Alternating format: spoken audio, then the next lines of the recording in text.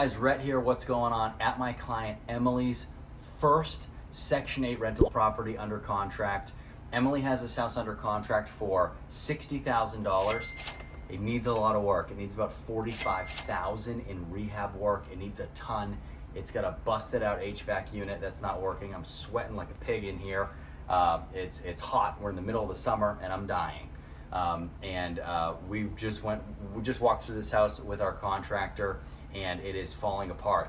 But it has a ton of potential. It could be a fantastic house for Section 8 tenants. So guys, it's Emily's first house. She's never been to this city. She's never been here. She's using me and my team. We've been walking her through it. We've been looking at houses, talking about offers, putting offers in. Really, really excited for her. She is a ways away. She has crazy work hours. I know a lot of you are probably thinking, how can I establish a Section 8 portfolio or a real estate portfolio in a market I don't live and where I don't have access to my phone all the time? Well, if you guys want to do this and you want the best teams and do this with the best people in the business, even if you can't be on your phone all day long and be coordinating and dealing with Section 8 and doing all the paperwork and dealing with tenants, send me an email.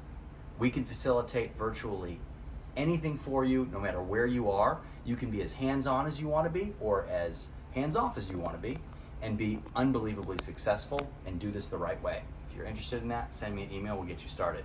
So guys, Emily has this under contract. We talked about it for $60,000. Needs a lot of work. Let's walk in and see why. So in the back of the house, it needs new HVAC system. It's got a ton of rotted fascia and soffit work on the roof that needs to be done. The roof needs to be patched in a bunch of different places. It needs a lot of exterior work. There's trash everywhere on the exterior. This house, someone just took what they wanted and left. So believe it or not, this hardwood, we might be able to sand it and refinish it. I think we'll be able to. It's in decent shape. This is the only place that we're gonna be able to salvage is in this living room, okay? All the light fixtures have to go. Guys, big issue with the electrical work in this house. The entire thing needs to be redone. Everything's two-prong or ungrounded. It's a good example right here of this two-prong outlet, okay? All ungrounded, none of that's gonna fly. We gotta redo that whole thing. So we gotta repaint the entire unit. The house has a ton of drywall issues. You'll see as we go further into it, but not good. So moving in here, guys, we have a really nice dining room area. And this is a really big house. And one thing when you're doing rehabs, you'll realize is the rehab number can grow exponentially just because of the size of the house. You're talking square footage. You're talking square footage on everything.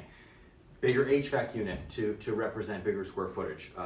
More things to paint, more flooring, more drywall work, more electrical work, right? It makes sense. The bigger the house, the higher the rehab. So coming through here,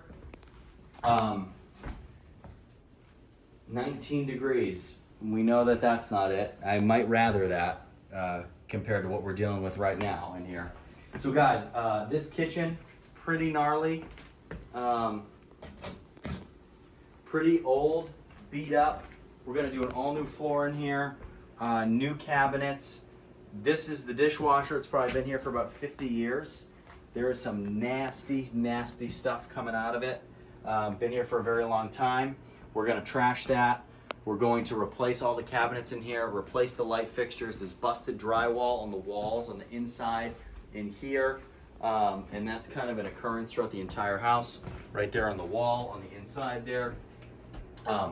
We're gonna add some outlets as well and put GFIs in, okay, in relation to where the water is. There are no outlets here until we get over there. We won't need a GFI there though, because of the distance away from the sink, but we'll remove a lot of the appliances that'll break, so we'll get the microwave out of here, but we'll leave it in case someone wants to put it in here. Both appliances need to get out of here. Guys, I do have a tip for you that is invaluable. I'm gonna give this away. When you go to a house, and you go to an old house like this, and there's a refrigerator, for the love of God, never open it. That is a mistake that I have made one time. One thing about me, guys, I make mistakes once, that's it. And that was a mistake I'll never make again.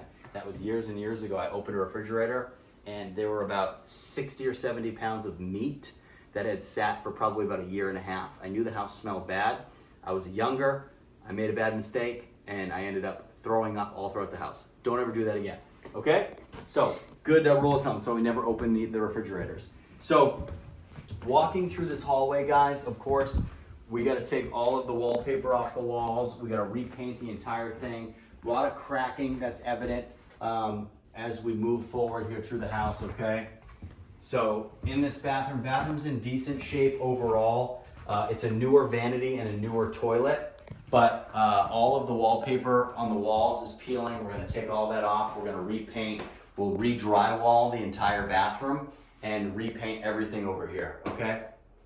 So that's the bathroom.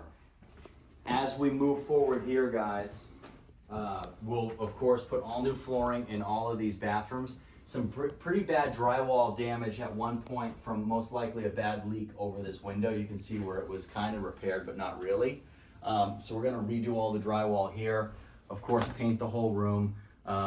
We are going to replace the light fixture, replace all the interior doors need to go, all the electrical, a lot of burnouts, guys, by the electrical, a lot of burnouts. That's why we don't have two-prong that are, that people don't have the option to plug adapters into. And what you'll find is if you do leave your two prongs, it's okay to leave two prongs some places where there's going to be very light power sources like a lamp or like a low amp, something that pulls low amps.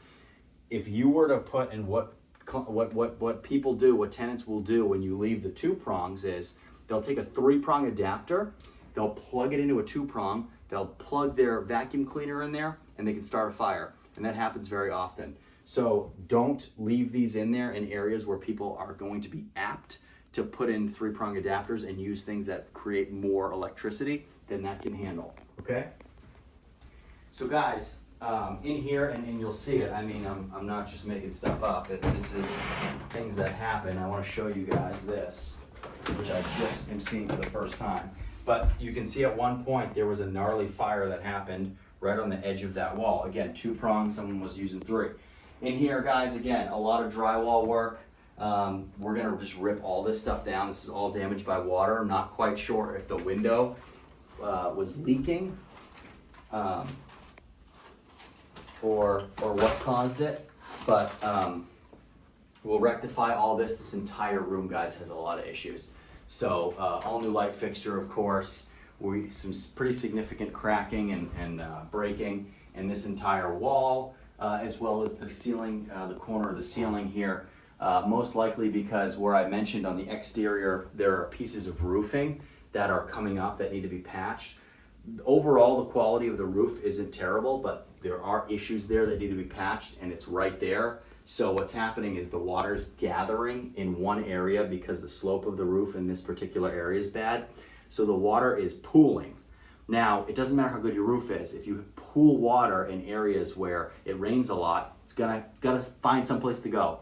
And that's where it's going. So it's coming right in through this wall, which is creating a lot of humidity in the house, which is creating mold, okay? Which is very evidently here because of the smell. So what we're gonna do is we're gonna build a closet in that room. That's gonna be another bedroom, okay? So it's gonna be a bedroom here, it's gonna be a bedroom there. Now, here, we have our closet for this bedroom, okay? So bedroom one, bedroom number two, all right? We have a linen closet here, and then in here, we have bedroom number three.